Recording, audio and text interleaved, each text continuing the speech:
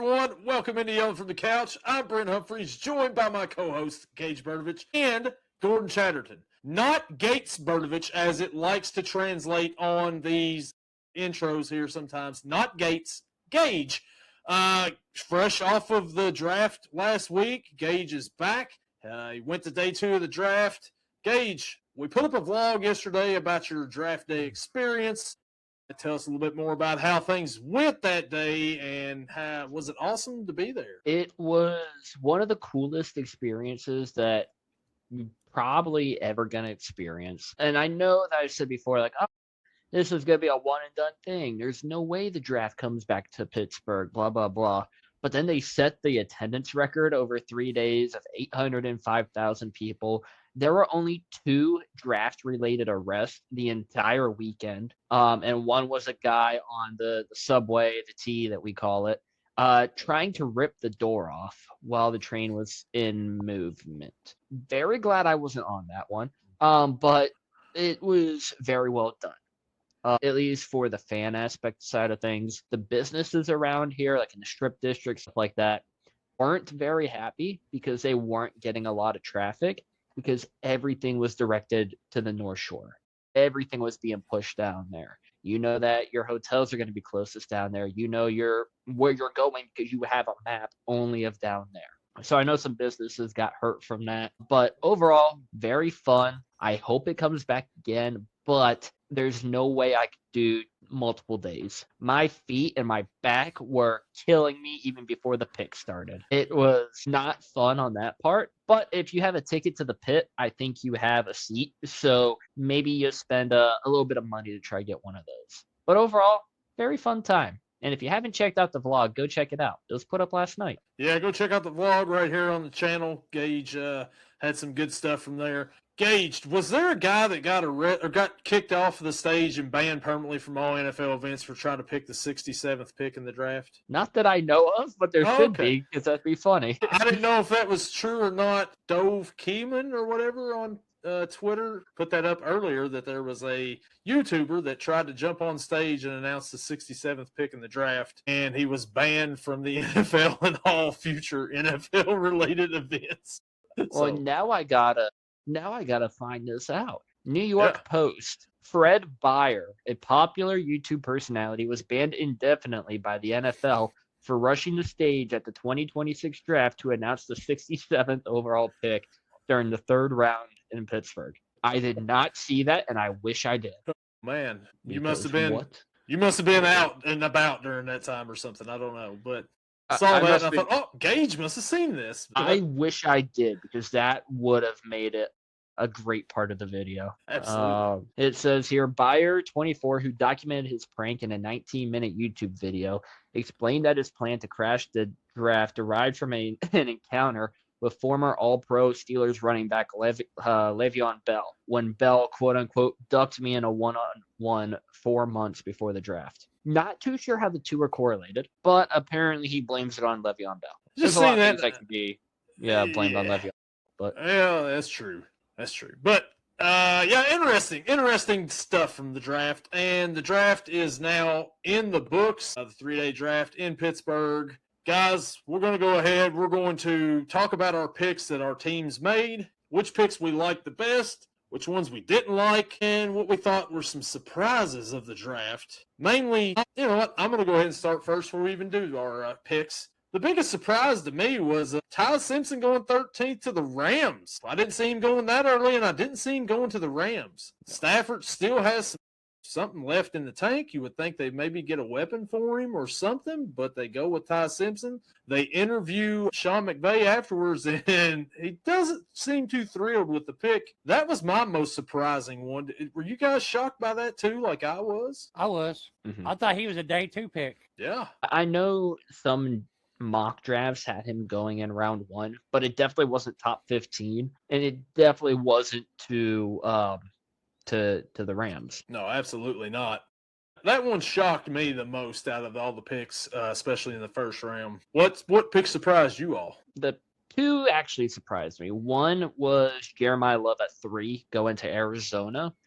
And you could say like, oh, best running back, best player probably in the draft, and you're not wrong. However, running backs don't typically get drafted that high, especially in the top 3. And they just signed Tyler Algier in free agency to $7 million, and Algier expected to be one of the top features for Arizona. Now you got a running back room that has James Conner, Algier, and Love. It's going to kind of be like a running back by committee, it feels like. Yeah.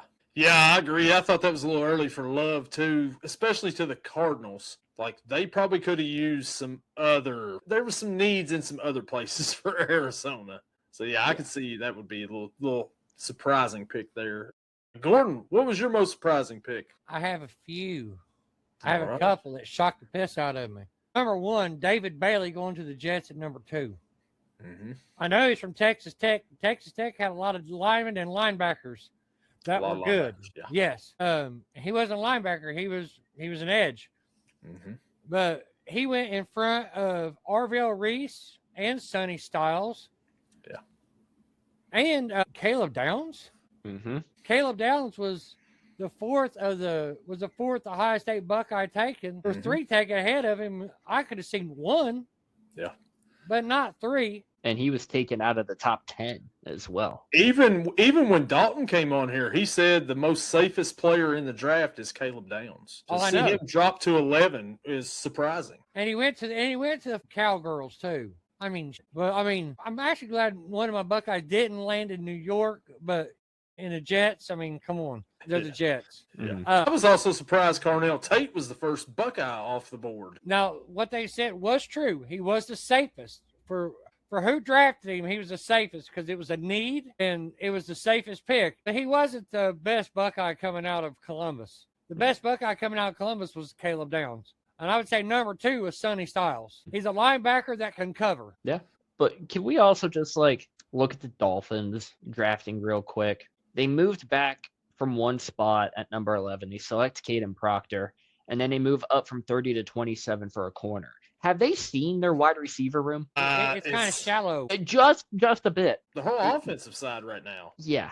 You had 2 first-round picks to take a weapon for Malik Willis, and you didn't do anything with it. And now if Malik has a bad year, it's going to be, oh, Malik sucks. Malik sucks. He probably does. I'm not arguing with that. But you're not doing him any favors. Got to have somebody other than Achane as a weapon on offense for the Dolphins. Got to. That's just craziness there for Miami.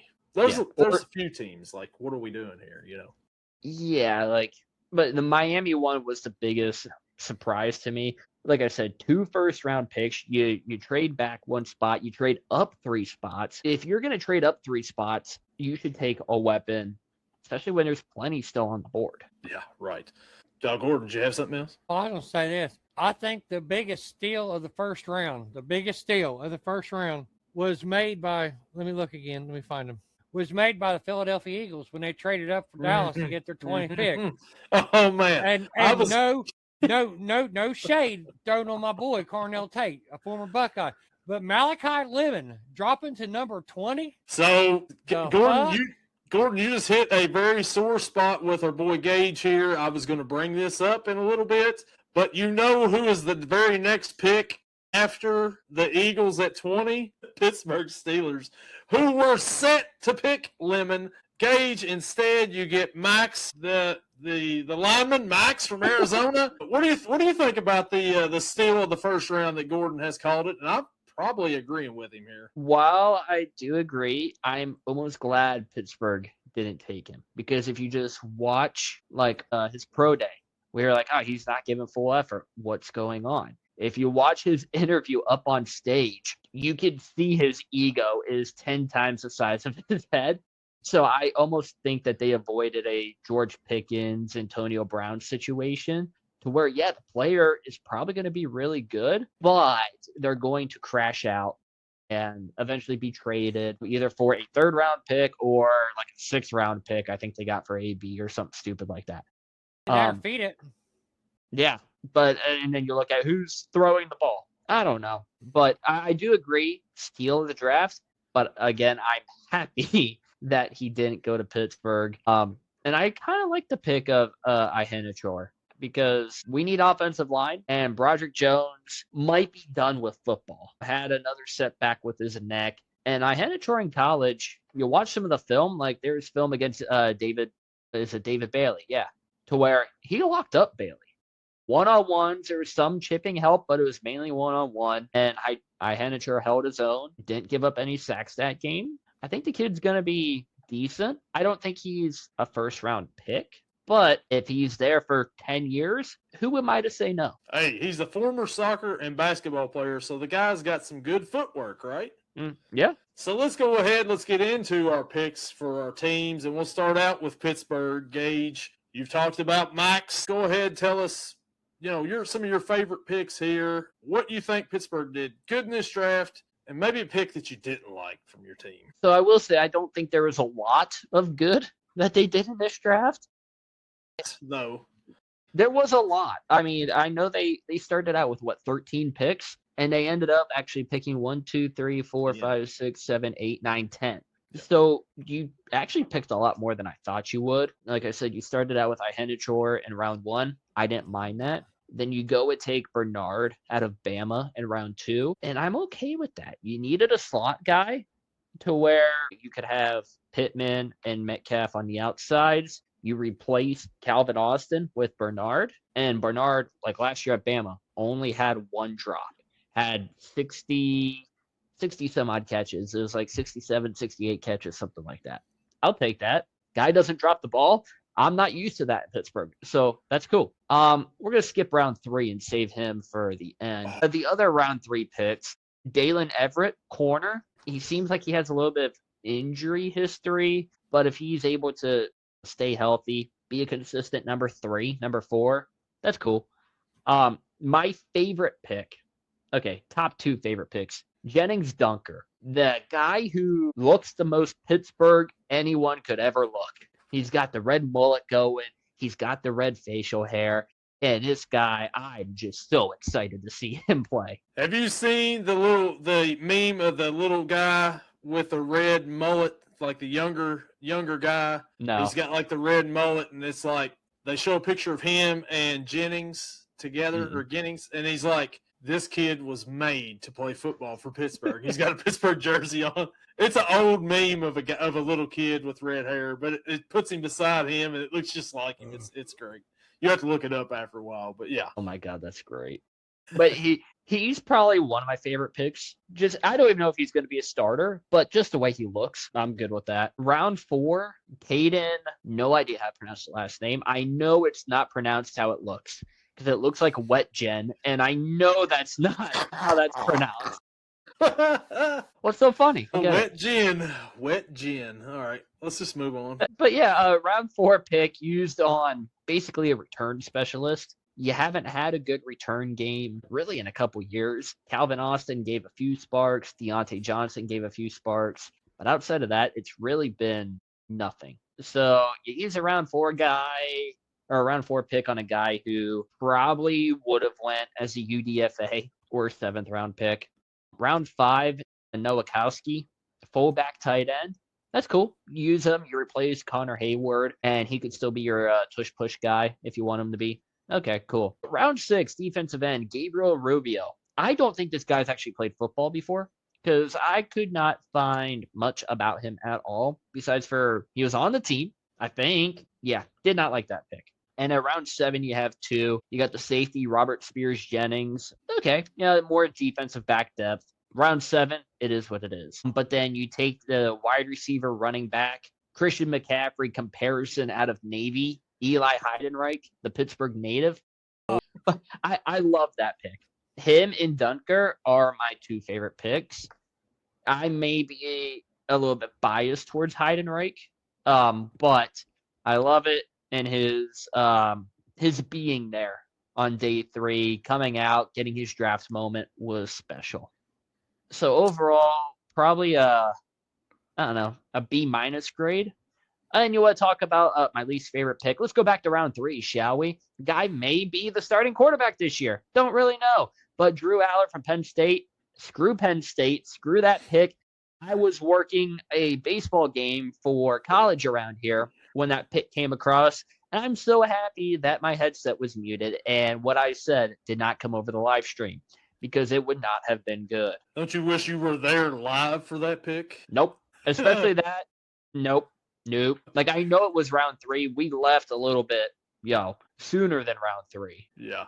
Well, now I'm trying to think. When was round 3? Was round 3 Saturday or Friday? Yeah, no, it's Friday because second and third round was the same day. Yeah, 4 through 7 Saturday. How many did you have Friday night, Gage? I'm trying to think how many I had Saturday, too.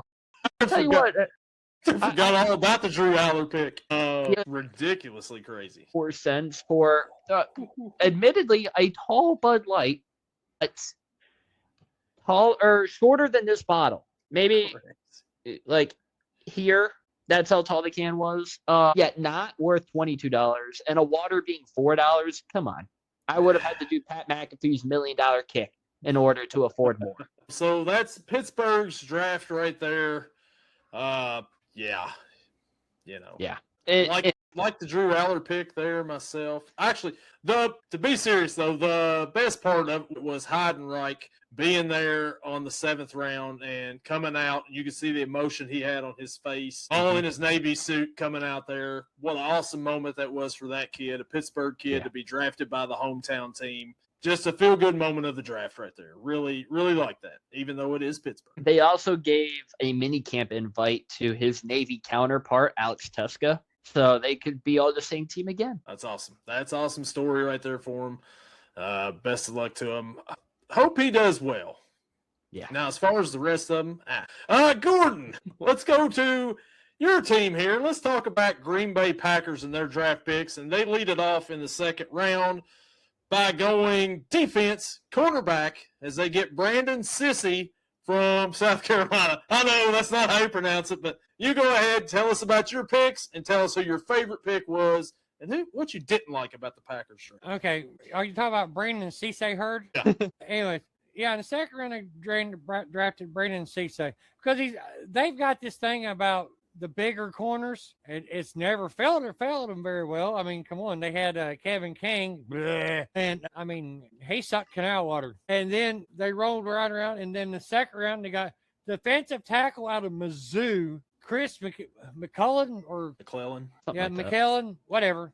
It's mixed something, McDonald's, I don't know. Most of their other picks I didn't mind. They were in need. It's not necessarily saying that they could have, probably drafted better picks, but they wasn't in the need area. You said Cisse was a big guy. He's only like 5'11", isn't he? Well, they said something about he's one of the longer corners.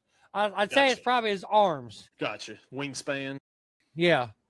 Okay. And then I'm gonna skip round 4. I'm gonna go to round 5, which is a pick I really liked. Center out of Kentucky.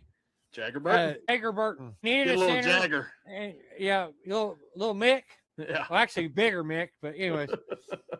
Jagger.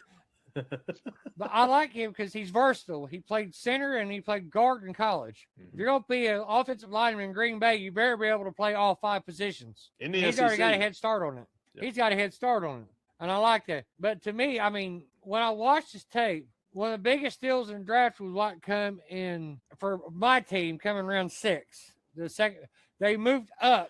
They gave up no, they didn't move up. No, that's pick I didn't like. Demonte Jackson from Alabama. I thought he should have probably went earlier. Evidently, there's something that somebody didn't like. Well, I'm glad they didn't because I kind of like him. He played at Alabama, and most of the games, their defense wasn't bad. Their pass defense. Yeah, they had some terrible games, but hey, you know what? It happens. I'm going to go with the pick that I didn't like first. Then I'll go back to the pick that I liked, and it was surprising where they got picked and why I liked them. They gave up their 2 7th-round picks, which they could have drafted this guy in the 7th round more than likely, or just waited and signed him in free agency as an undrafted free agent. But no, they give up 2. I think they're just tired of picking. So they gave up 2 7th-round picks to move up to back in the 6th to draft Trey Smack Your Daddy from University of Florida. Now, I'm not saying it's not need because we got terrible history with kickers. He can't do no worse than what we've had. I mean, Brandon McManus was decent. He wasn't this like he past was year. not last year, but I mean, in the past, like his Denver days, he was pretty good. The guy we drafted before him, Andrew Carlson, he sucked from day one. I mean, sucked from day one. I would have thought that would have been your favorite pick, being how bad the special teams was last year. No, because I ain't got no confidence in him either. But no, my favorite pick came in the 4th round.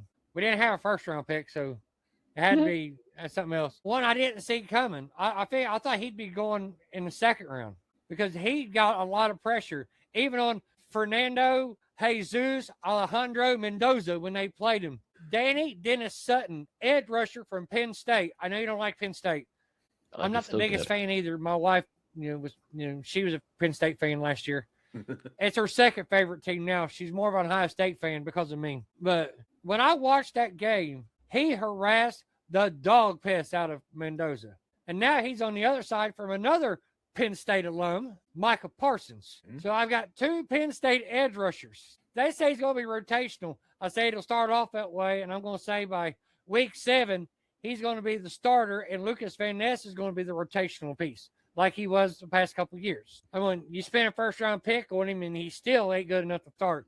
That means you wasted a pick. The Lock Van Ness monster is going to be a rotational piece. Yeah, Hercules is going to be a rotational piece again. Well, they got rid of Rashawn. I wasn't worth the 12th pick, Gary. But yeah, like I wrote down here a little note. I said, it's not actually that I hated it. It just left me scratching my head. Why you traded 2 draft picks to move up to get someone that you could probably got as an unrestricted free agent or an undrafted free agent. Well, I mean, this is Green Bay. We drafted a kicker, a punter, and a long snapper in the same draft before. Well, like there's plenty of kickers too that are free agents that you can just go out and sign. Yes, I know. Look at the UFL. You got Matt McCrane, Rodrigo Blankenship out there. There's other. Bring in Justin Tucker. Who cares what's going on there? But anything's going to be better than what you had last year. Yeah, I mean, Blankenship's in the UFL, or is he? Oh, he's just released. No idea. I know he was signed to a UFL team. I have no idea if he's still playing. I haven't heard his name any. Rodrigo, you sunk my Blankenship. Okay. So, Gordon, you got anything else on your Packers?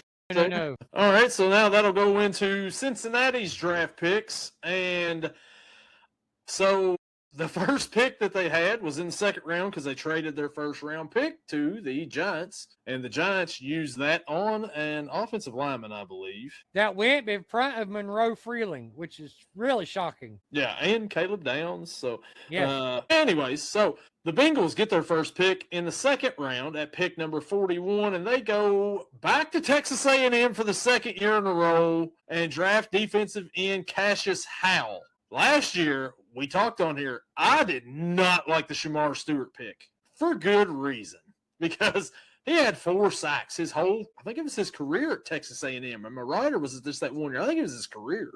I believe so. And the Bengals drafted him in the 1st round. A little bit of a reach. Cassius Howell.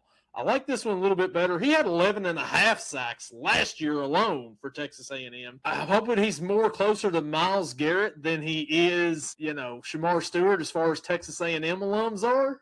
But that's probably just hoping. He's got short arms that people's worried about a little bit there. His run defense isn't the best, but he can get some pressure on the quarterback. Hey, you had a guy like that last year, Trey Hendrickson, right? So, anyways, we go to the 2nd round, and out of Washington, the Bengals select Takario Davis, a 6'3.5" corner. I like this pick because you need some depth back there in that cornerback room. Really, really like that pick pretty good.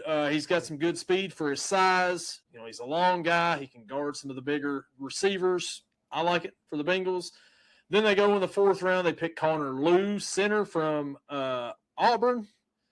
Yeah, I don't know. You're eventually going to have to replace Teddy Karras up there because he's getting a little bit older. Oh, okay, I guess on that. Then you trade up into the 4th round and you get Georgia wide receiver Colby Young. Big guy, got a big catch radius. He's got good hands. Some off the field issues. Didn't we try this before with Jermaine Burton with Alabama? He had some off the field issues. Never got it together. Hopefully Colby Young's not the same way, but if he can come in there and, keep his nose clean and be a number 3 for the Bengals, I like the pairing there with Higgins and Chase. He's a big guy. He's a different receiver than, what Chase is and what Yossi Vosh would be as your third receiver. Yeah. Then you go offensive line, and Brian Parker II out of Duke. All-American this past season for Duke. He's played 2,400 snaps in his career. He's a little bit smaller, and he's played tackle, but he's projected to be a guard or a center in the league. So that's also another center that you've picked to go with Lou. Are they trying to tell Ted Karras something up here? Like, it's about time, Teddy. I don't know. And then the seventh round, they picked tight end Jack Indris from Texas. I guess you needed a tight end. You got rid of Noah Fant. You still got Mike Gesicki. You still got Tanner Hudson. I don't know what we're doing here with this pick, to be honest with you. I don't know why we went tight end in this draft right here. And then the last pick, defensive tackle from Navy. Another Navy guy going in the seventh round, Landon Robinson. He's a little undersized for a defensive tackle. He's 5'11 and a half, 187 pounds, but strong. He was also an All-American, first-team All-American this past season for Navy. I like those picks. My favorite pick out of them all, I'm probably going to say Cassius Howe, surprisingly enough. I know it's the top pick that they've had. He's better than their last year's first-round pick, I'll say that. The pick I didn't like the best was probably Indris, the tight end out of Texas, just not really knowing what we're doing here. And also, guys, if I could have somebody have faith in me the way that Bengals management, Duke Tobin, has faith in Demetrius Knight and Barrett Carter at linebacker, I would love it, because we didn't go linebacker at all, and that is like one of the biggest needs that we needed in this offseason to address was linebacker. And they did not address it in free agency. They did not address it in this draft. So somebody, if you could have faith in me like that, I'd be way better off in life. Yeah, and I gotta say that the biggest surprise for me from the Bengals is that Connor Lew. People were saying he might have been like a second-round talent, but then he got his injury last year, kind of fell off. So I think there's good value in that pick there. And I think it is just saying, hey, we're trying to get this line younger because it needs it. Yeah, probably so. If I'm Teddy Karras over there, I'm like, hey, wait a minute. Okay, that's fine. We'll bring this guy up a little bit.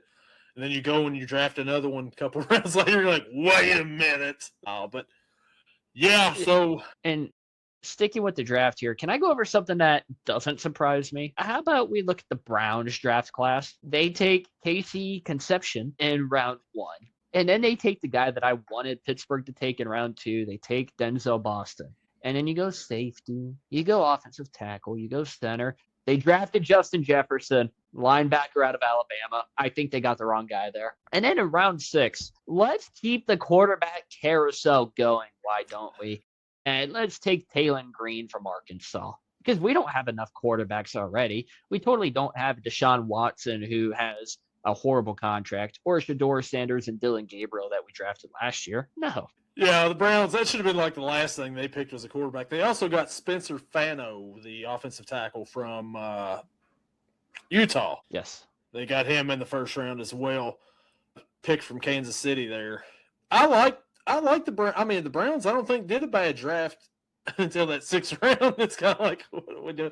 And the Jefferson, like you said, I think they might have got the wrong Justin Jefferson. I just think that every time the Browns draft a wide receiver, it turns awful. Anthony Schwartz is the first guy that comes to mind. I'm like, great. I had high hopes for Concepcion and for Boston. Not anymore. And what do we think about the Heisman runner-up, Diego Pavia, going undrafted, and he is signed to go to minicamp with the Baltimore Ravens? Dude, what do we think? Apparently also a CFL team has his exclusive rights. So if he ever wants to go there, he has to sign with them first. I don't know. You guys can correct me if I'm wrong, because I don't watch much college ball. But if you're the runner-up in the Heisman, you have to be somewhat good. Yeah, I think he was good. I think he deserves a spot on a team. I think what kept him away is some of the off-the-field shenanigans maybe is what's kept him off of the team here. I think it was a cross between his mouth and his height. Hey, if Taylon Green from Arkansas can get drafted, Pavia can get drafted. Yeah, but Pavia's only like 5'10". Taylon Green is an athlete, and he was not in a good spot. He wasn't coached real well at Arkansas, and he's probably not going to be coached real well in Cleveland either. I could see why he got drafted on potential, but like Gordon said, the mouth and the size just did not add up real well for Pavia. But if I really was to think about it, though, I mean, don't get me wrong, that's the reason I'm drafting. But if you think about the school he went to, Vanderbilt, the last 2 years, and they had 10-win seasons both years, the last 2 years. First time they've had 10-win season in what? 55 years, something like that. I'm just joking. It's the 40s, I think. It's just the 40s. Yeah. And it was all because of him. But I was happy to see his tight end got drafted rather early, Eli Stowers. He was a dog now. He made him look even better than what he was in college. Oh, yeah. Oh, my God.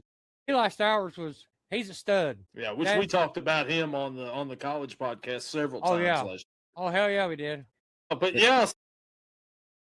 I was just gonna say we got a little bit of breaking news. Crazy that this comes a couple days after the NFL draft. The Titans president of football operations has stepped down. Just announced here about 10 minutes ago. I'm proud of the work we've done over the past 3 years. You are? Under challenging circumstances, to begin the process of getting the Titans football organization back on track, not the least of which was last year's general manager search. I believe the Titans have exceptional I believe the Titans have exceptional people and long-term stability at the general manager position and throughout the scouting department. While there is work to be done, I believe we've laid the foundation to restore the Titans to the rightful place as a sustainable winning program. He must not have watched any games last year. He must not have. Did you see who the Titans, I don't know if they drafted him or signed him. They've got Scott Steiner's son, Brock, a tight end. I was going to say Braun Breaker. Never mind. Nope, that's his cousin. That's Rick's boy, and he was a running back for the Baltimore Ravens. Yeah, and Scott's son is going to be a tight end for the Tennessee Titans. So maybe that's why he stepped down. Well, how long until this guy gets signed to WWE? Probably after he gets cut during the season coming up, and then there'll be the Steiner cousins next WrestleMania. New member of the Vision.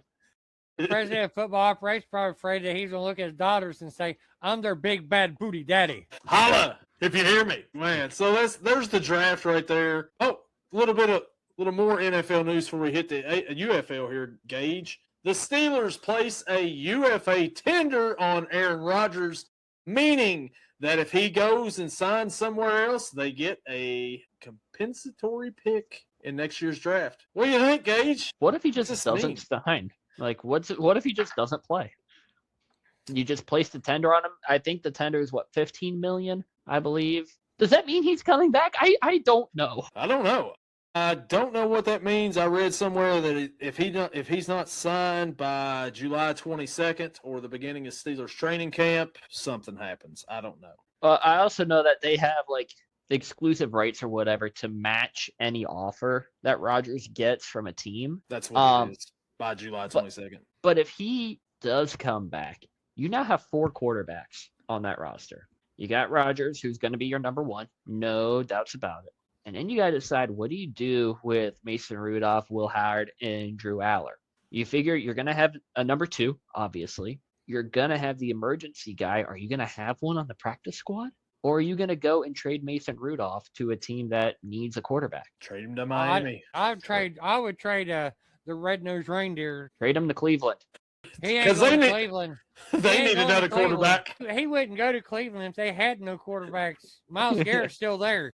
I was going to say, him and Miles be teammates. That'd be funny. Yeah, that would be something, wouldn't it, boy? Yeah, now that I remember Brent talk about that. Mason Rudolph grabbed Miles Garrett's helmet trying to pull on it, and I guess he got mad because he couldn't do it, but I think Miles Garrett ripped that helmet off so fast that he probably thought he took his head with it. No, wait, I got this. Here, have it back. This is he just tried to smack it back on him. It's like a Mr. Potato Head. That's right. Yeah. Hey, ain't nothing wrong with that. And besides, when I was growing up, if you started to fight, the other guy, if you got picked on and they started a fight, if you didn't try to finish it, you was in more trouble than what you would have been if you'd have started the fight. You better not start it, but you best stay and well finish it. Better finish it. So we're going to head over to UFL land now. Let's recap a little bit of last week's games, and let's start off with the Defenders defeating the Stallions 45-28 on Friday. Gage, your team is rolling right now. What do you think about The Defenders beating the Stallions pretty handily. I loved it. I mean, at first, DC goes down. Antonio catches the touchdown, 6-0. McCray makes the extra point. All right, awesome. DTR goes down, throws a touchdown pass to former Steeler Dion Kane. And then I don't know who the Birmingham kicker is, but he missed the extra point, and his name is A. Carlson. And the only person I could think of was Anders Carlson. And then you got DC touchdown. And Birmingham trying to come back a little bit, 21-19, and then it was DC. You understand where I'm going from here. Birmingham scored their final touchdown with 2 minutes left in the game. Whoo, whoop-de-doo. DTR didn't have a horrible game, but it's because it's because the rushing attempts or rushing attack for Birmingham was also awful. DTR 28 of 43, 313 yards, 2 touchdowns, 2 picks. He also was the team's leading rusher, 4 for 43 and a touchdown. Snoop Connor behind him, 9 for 30 and a touchdown, and Davis Price 1 for 7. So they didn't really have much going there. But Jaden Minkins might be, he might be the secret weapon for them. And I didn't think it would be him. I figured it would be a Dion Kane or Laviska Shenault. John Ross had more receiving yards than Laviska Shenault. I don't know what that says about Shenault, but should say something. For DC, everything was working for him. Tamu, 15 of 22, 275, 4 touchdowns. Again, another game with no turnovers. Xavier Holiday on the ground, 8 for 50 and 2. Tamu, 33 yards. Jackson, 23. Smith, 21. Guy whose name I can't pronounce, 2. They had 129 total rushing yards and 275 passing yards. Everything was working for him, and I love it. I know I said a couple weeks ago that DC at the time wasn't the best team in the league. I think I retract that statement and say, yeah, they're at the top right now, and I might have just jinxed them for this weekend. Don't know. And we'll see. But, yeah, the Defenders just keep rolling. 17-point win here. Tamu, 4 touchdowns. No picks this time. Minkins, I mentioned him at the beginning of the year. That guy is going to be trouble. And he was for, the Kings that first week. Another 100-yard game for him. He's quietly becoming one of the better receivers in the UFL that not a whole lot of people are talking about. So, UFL, it's one of the best sports nobody's watching. Yeah, it is. And then let's go on to the next one. The Battlehawks give the Storm their first loss of the season, 25-17. We mentioned it last week on here. We all went against the Storm, and that was because they had to lose finally, right? Perez gets traded to the Battlehawks, but he doesn't even play Saturday. Don't get it. Harrison Frost plays 20 of 31, 185 yards. And then Jack Plummer, I've been saying this for a while. He's not really that good. 24 of 44, 143 yards. And St. Louis was up 18-0 and just held off Orlando late. Yeah, so the Battlehawks Storm, I think the Storm kind of trend downward the rest of the season after this. I hope so. Yeah. I hope so. They're the biggest challenge, biggest threat right now to DC in the standings. Yeah, standings wise, I would say so. Gordon. The Aviators come up short against the Gamblers 17-13. We all bought in. We all picked Columbus last week. We were there. The Gamblers. I don't think I picked I thought I picked the Gamblers to win, but not to cover. I don't remember the picks from last week, if I'm going to be honest. Might have to go back and look at the tape there. I might have picked Aviators, but I thought you picked I thought we all went Aviators. I might have picked them, but then Aviators were favorites, wasn't they? Yeah, they were. Yeah, they were the favorites. Then I might have got it wrong. You had the Aviators winning and covering, according to my transcript. Gordo, that is your one challenge for the season. Sorry, buddy, you're out now. No, I can't believe I picked them. Gordon went. Yeah, I can't believe I picked them. We all bought in last week, and then they just not a good showing for him there. McClendon looked like McClendon from the previous weeks. The rushing game really didn't get going like it did the week before, and the Gamblers, their defense, they shut the Aviators out in the second half and held them under 250 yards. Home run, Ellie De La Cruz. Sorry, just breaking in right now, and the Reds are playing. Hey, I could have said that for an O'Neal Cruz homer earlier, but that would have meant the score was only 6-1. So, I wasn't going to do that. It's now 11-3, by the way. It's 6-2 here. Reds are up in the bottom of the 8th. Can't say the same here. But yeah, so, and then we go to the biggest surprise of the weekend, especially for me. The Kings dominate the Renegades 47-25. What an odd score. Is that scoregami right there? I don't know if it is or not. But it has to be. Louisville finds the running game, and a man by the name of Ian Wheeler just goes crazy for the Kings. They scored 21 points in the fourth quarter, pick sixes, Bryce Hall and Antonio Greer. Dallas got it to 19-13, but Louisville's running game and the turnovers just took over there. The Kings, after trading away Benny Snell, cutting 2 of their offensive linemen, and then to come out and do that against a team we all thought was the cream of the crop in the UFL, the Renegades. The Renegades now have lost to the Aviators and the Kings in back-to-back weeks. Gordon mentioned last week on the podcast that if you can get a running game going, you've got something against the Renegades. Home run, South Stewart, by the way. Wow. All right. So breaking news there. But anyways, yeah, Gordon called it last week. The Kings found a running game. Now, is it the Kings found a running game, or is the Renegades just that bad against the run game? We'll probably find out here soon. But really good game right here. I'm sorry, Chris Redmond. I thought you were absolutely horrible. And now you might not be so bad. 2 wins in a row for the Kings. Only a little horrible. A little horrible. Do you know anything about the Ian Wheeler guy? No, not much. So he went. Yeah, I can tell you that. He played at Howard. Howard. I knew he played at Howard. I seen Howard or Hampton. I couldn't remember. And then where's his career stats? We got scoring, receiving, rushing. Hey, there we go. He played 5 seasons, including 2020, so COVID, blah, blah, blah. 42 games, 177 attempts for 1,154 yards and 14 touchdowns, and he had 4 this past weekend. So he's already matched that total. Yeah. And then in the NFL, he was with the Bears and the Saints. Didn't play at all for either of them, but he was with the Bears and the Saints. Now he is a Louisville King.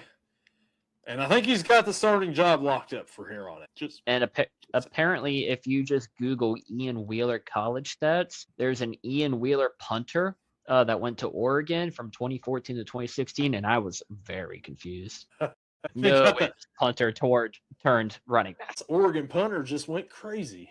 So the South Stewart wasn't a home run. It was just a double there, but I thought it was out of there. Anyways, we'll go on to the next one. Still 6-2. We go to Thursday in our UFL picks. Before we get to that, though, let's go ahead and put it up here. That Gage went 2-2 last week. Gordon went 3-1, even though he ABS challenged a while ago and it was unsuccessful. I went 2-2. Gage is 9-3. Gordon is 7-5. And I am Mike Tomlin in these picks. I am 6-6. I think Gordo needs a win taken away for actually losing his ABS challenge. Well, he has disappeared again. There he is. So we start out Thursday, and it is the Derby something special classic. I don't know where the Kentucky Derby's happening this Saturday. The Battlehawks come into Louisville 8 o'clock to face the Kings on FS1. St. Louis is a 3.5-point favorite on the road. Gordon, what are you thinking here for the Derby City Central Classic extravaganza on Thursday? I don't like picking against your team, Brent, but I got the Battlehawks winning and covering. I don't think they're going to be able to run the ball against the Battlehawks. They've actually been around a little bit longer, and I got the Battlehawks winning, and they're going to cover. Maybe barely, but it's still a cover nonetheless. Oh yeah, I must say the defense for the Kings been really good this season. Gage, what do you think? Yeah, kind of just looking at him like the Kings. Chandler Rogers didn't do much last week, but he didn't have to either because of that run game and Wheeler having 4 touchdowns and the defense having 2 pick sixes. Rogers, 13 of 18, 150 yards, 3 carries for 22. I'm curious on how he's going to play when he has to actually make plays happen downfield more often than what he had to here last week. I'm going to go with the Battlehawks as much as I hate it, as much as I want the Kings to win and just continue the downfall of St. Louis. We're going to take the Battlehawks, and we'll take St. Louis to cover. So the Kings last week, did they find a running game? Or was it the Renegades' run defense that was that bad? Maybe so. The Battlehawks bring in a new quarterback, and they don't play him last week. So, what does that mean for them? They won, but they come into Louisville this week. Louisville's got some momentum. They've won 2 games in a row. It's Derby week. They're going to be excited for it. Down the stretch they come, and the Louisville Kings pull off the upset at home, and they win, and they cover. Well, it's just because they're the home dogs here. Give me the Kings to win and a cover at home to kick off the week. Kings win. And now we go to Friday, and we've got the Gamblers traveling to Columbus to face the Aviators at 8 o'clock on Fox. Columbus, who lost to the Gamblers last week, are a 5.5-point favorite at home. Gage, what are you thinking here? God, I don't really know. If you look at the way that the teams have been playing, Nolan Henderson for Houston has not been good. He only has 384 passing yards right now. The rush game, Marcus Yarns, 209 yards on the ground. You look at the Aviator side, McClendon hasn't been great himself. He's been McClendon, but he's also the team's leading rusher, which I know Columbus is favored in this one. They're probably going to win, but I think it's going to be a close game. Give me Columbus to win, but Houston covers. Yeah, so these two teams played last week. Close game, 17-13 on the road in Houston. As far as we know, Ted Ginn Jr. did not get another DWI in the state of Texas. They returned back to Ohio here. Gators, I think, are the better team. They've got the home field advantage here. I know it didn't show it last week when the Gamblers beat them, but I think the Aviators come out. They win this game right here, but I think Houston keeps it close. Probably about a field goal game. Give me the Aviators in this one, but give me a Gamblers cover. Gordon, what do you think about your team here? I'm thinking the Ted Ginn experiences showed up last week, and it's going to show up again this week. They know what their game, how they can win, so they know what to stop. Stop the run game, force McClendon to beat you, and they know they're in a snowball's chance in hell for that to happen. I want to take the Road Dogs. Give me the Gamblers to win because they are the Road Dogs. Jesse James. Gordon doing the gauge during the NFL season here, picking against this team. All right. They don't give me no reason to pick them. We go to Saturday here, and we've got the Renegades from Dallas traveling to D.C. to face the Defenders at 12 o'clock on ABC. The D.C. Defenders are a 2.5-point favorites. I'll start it off here. The Renegades, the last couple of weeks, if you can run on them, you can beat them. And boy, have the Gambler or the Kings and the Aviators run all over the Renegades. Dallas, we talked about, this is the team that Dallas wants to have, but more than what the Cowboys are. Maybe not so much after the past couple of weeks. They traded their quarterback away, Perez, and they had, what's the guy's name there now? Reed? Yep. Austin Reed, who was absolutely horrible this past week after trading Perez. Like, maybe they should have held on to him a little bit longer. DC, on the other hand, they are playing better than anybody else in this league right now. I look for that to continue. I think that they win, and I've got the Defenders covering this Saturday. Gordon, what are you thinking? The Renegades definitely have not impressed the past couple weeks. You keep the ball away from the offense, make them force press, and then they suck out loud. With microphones. So give me the Defenders. I got them winning, and I actually got them winning by double digits. Man, big win. It's gonna be a rump stomp. Gage, is this making you feel any better about it? Not really, because now I'm nervous. Do you guys remember a Philly wide receiver from 2019 to 2021, Greg Ward Jr.? Yeah. Oh, threw a touchdown pass last week. Threw a touchdown pass last week. He is now the backup quarterback for the Renegades. He went 6 for 7 last week with 74 yards and a touchdown. If Austin Reed comes out and just is absolutely flat, we're going to see a wide receiver back at quarterback for the first time since Trendon Holiday did it for the Broncos during COVID. And that experiment was awful. Hey, who was their backup quarterback before last week? I believe it's some guy that's now in the Battlehawks, maybe. I'm not too sure. Maybe a Luis Perez. What was that guy before? The Spring King. Yeah. Okay. He was, kind of sucks. You trade away your backup quarterback, and you're like, man, my quarterback now sucks. What happened? I might have made a mistake here. For DC, Ta'amu, he's had now 2 games in a row, no turnovers. He's had very good games. The rushing attack has had very good games. Receiving, there's some guys that I wish we could get involved more, but it seems like it's been picking up. you look at just numbers, Austin Reed has over 1,000 yards already. But it's because he threw for 300 plus in 2 games, I believe it was. So the rest of the games have been like kind of mediocre. Oh, man, this is tough. I'm gonna go with DC just because they're my team. They're not the Steelers, so I know I can actually pick them and feel confident about it until the Renegades come out this week and blow the doors off of DC. But let's go with the Defenders, and they cover the 2.5. Yeah, just to throw this at you, Greg Ward is a good option for backup quarterback. He was a quarterback in college for the Houston Cougars. Yeah, he wasn't bad in college either. He just hasn't played it in a while. Yeah, well, we'll see if it gets to that for the Renegades. I think it would be a good day for your Defenders if it does get to that, but we'll see how it goes. And then we finish off the week on Sunday with the Birmingham Stallions traveling to Orlando to face the Orlando Storm at 4 o'clock on Fox. Orlando is a 6-point favorite at home. Gordon, what are you thinking on this one here? A.J. McCarron has 1 win on the season, and it was against my Kings in week 1. What do you think? I said Storm lost last week, which we all said they were due. But in their wins, it was kind of lucky. I mean, except for the game against the Columbus, because they shit the bed that day. But the other ones were lucky. It's the teams they should have walked all over, they barely scraped by. This is my upset pick of the week. I think Birmingham's going to pull an upset on Orlando Storm. They don't need the cover because they are the Road Dogs. So I'm not doing that again because I already did it once. Man, Gage, what do you think here? I actually hate that you did that because I'm also taking the underdog pick of the week of Dorian Thompson-Robinson and the Birmingham Stallions to pick up the win over the Storm. A.J. McCarron gets the second win. And like you said, they don't have to cover because they are the 6-point dogs. Oh, man. So somebody who might have been saving the Road Dog Jesse James pick for the last pick here, and then 2 other guys take it there. So the Stallions with DTR, 300 and some yards passing last week, looking better quarterback than what they've had. Mickens, as we talked about, one of the more underrated wide receivers in this league.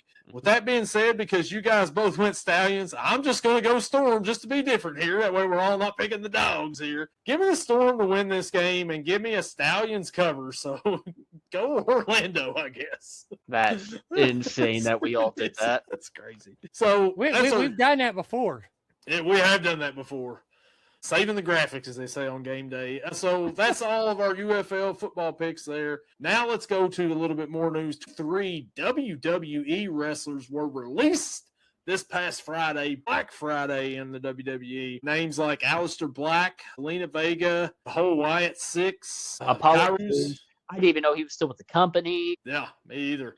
But guys, what do you think about all the WWE wrestlers that were released this past week? And then Joe Hendry coming out saying they should fire more last night on Monday Night Raw. That was great. That was great. Bad timing, maybe. Nah, good timing. Good timing. The Kairi Sane one left me scratching my head because she was in a story. She's in a rather interesting story too. I mean, and she's also a good wrestler. There's another wrestler that ain't worth the shit that they keep around and put a title on them all the time. Roman Anyways, Reigns. Roman Reigns. Well, him too. But anyways, but the Wyatt Six, when they brought him in, they had a very good storyline. They got retribution for people who so-called called these other people family and then turned their back on them. They was their retribution. That was a very good storyline. Who didn't cheer when the Wyatt left Shorty G sitting there bleeding, Chad Gable on the ground, or when they attacked the Miz? Who didn't cheer that? I did. Hey, there's a couple others they could have gotten. They'd have probably got a better reaction. But let's just leave that alone. But then they put him in a storyline with the Tongas and Mateo, and it was boring and didn't release him. But they keep the boring ones. Well, The thing is, though, is that the boring ones are related to someone that's part of TKO and the other ones ain't. But regardless, the more interesting ones they're still boring, and they're boring no matter who they face. They could put him in a feud with R-Truth and Damian Priest, and it would still be boring. Even with R-Truth in the middle of it, it would still be boring. Yeah. But anyways, okay, that's fine. The other ones, they wasn't using Motor City Machine Guns, so it was kind of a waste of a salary. They definitely wasn't using Apollo Crews except for maybe to clean the toilets. So definitely a waste of fucking salary. The two that got me was Kairi Sane and the Wyatt Six. But to bring in Fatal Attraction. Aleister Black kind of surprised me too. Well, yeah, they just gave him carrying crosses and Scarlet, in Scarlet's gig. Came back, yeah. And then released him. No, but gave him the gig that they was doing and then released him. Well, you can't do it as good as the people that did it before, so you're gone. It wasn't their gig. It wasn't their thing. Yeah, Sean Ross Sapp, you shouldn't be giving out releases before the people can give out the releases. Come on. I think the Aleister Black one was set in stone. I think TKO WWE watched our interview with Mr. Anderson, and they heard Gordo say Aleister Black has stolen Karrion Kross's gimmick. Hey, I'm a Karrion Kross fan, so I pay very close attention to what he was doing, and that was damn near dead on, devil on your shoulder type shit like Karrion Kross was doing, but was hitting home runs with it, was getting a crowd reaction from it. Yeah. I mean, Aleister Black, great athlete, good wrestler. But when he was trying to do that, he was putting people to sleep, and I was one of them. I never fell asleep during wrestling before until then. For me, there's quite a few that I'm like, what are we doing? Obviously, you got the Wyatts. They have their great debut, very cinematic. Looks like they shot Chad Gable right in the head. And you go, and like Gordon said, you put them with the MFTs since October.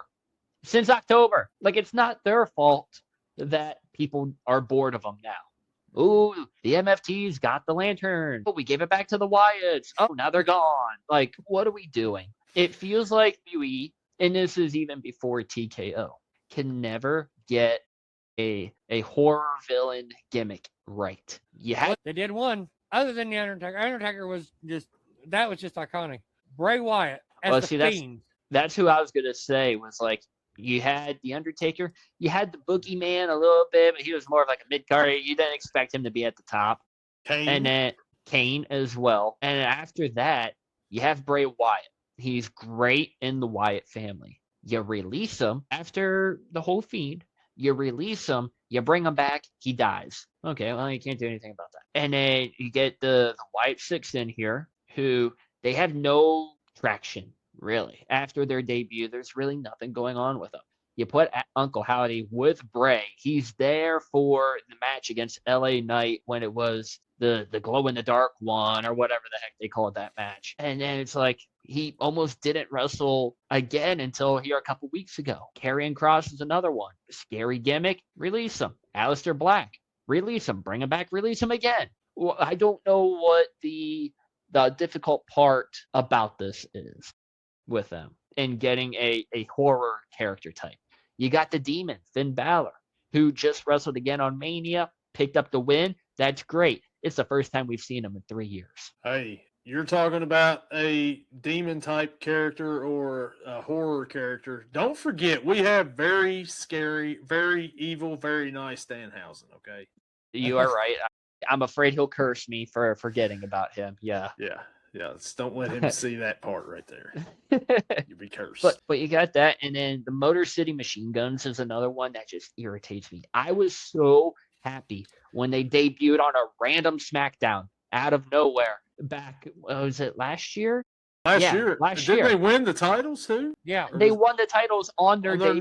Yeah, and less than a year later, they're gone. Yeah, that felt like a move to keep them away from AEW, to keep them away from Ring of Honor. You bring in these guys, they're big name. They succeeded in TNA, they succeeded in the Indies, and they don't succeed here. What's the issue? Because I don't think it's the performers. It's not. No, it's not. It's not the performers at all, I don't think. They don't know how to write them. No. Yeah. And then Kyrie saying she was just bullied so much by Asuka that she had to leave the company. That's it. Now, there was one rumor that was going around. Now, I don't know how true these are because like I said they're just rumors, that she actually wanted to be released because she wanted to go back to Japan. I could see that. And I say if that's the case, then that's great. I'm not disappointed anymore in that one. Wyatt Six, I'm still disappointed.